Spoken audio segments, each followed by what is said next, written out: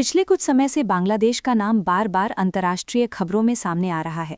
एक ऐसा देश जिसने कभी सामाजिक विकास, महिला शिक्षा और आर्थिक प्रगति के उदाहरण पेश किए थे, आज गंभीर आंतरिक संकट से जूझ रहा है।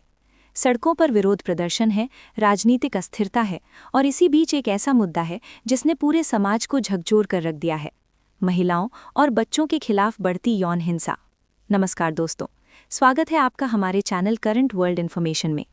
आज की इस डॉक्यूमेंट्री वीडियो में हम बात करेंगे बांग्लादेश में पिछले एक महीने के दौरान सामने आए उन मामलों की जिन्होंने पूरे देश को सवालों के कटघरे में खड़ा कर दिया है।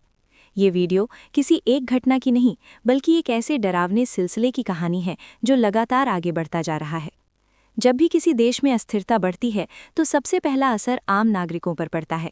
खासकर महिलाएं और बच्चे सबसे ज़्यादा असुरक्षित हो जाते हैं।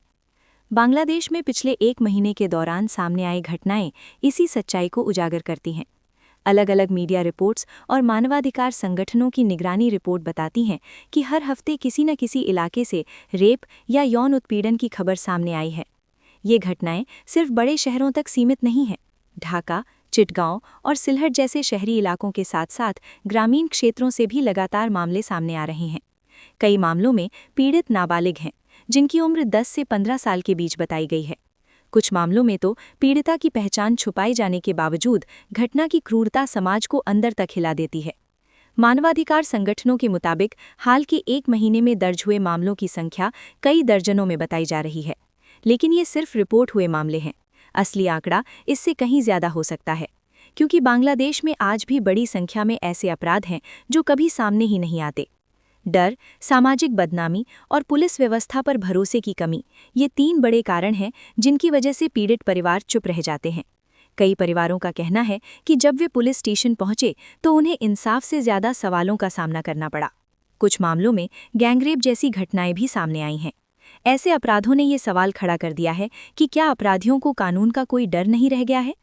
कई मामलों में आरोपी प्रभावशाली बताए गए, जिससे जांच की रफ्तार धीमी पड़ गई। राजनीतिक तनाव और छात्र आंदोलनों के बीच कानून व्यवस्था कमजोर होती दिखी है। विशेषज्ञ मानते हैं कि जब प्रशासन दबाव में होता है तब अपराधियों को खुली छूट मिल जाती है।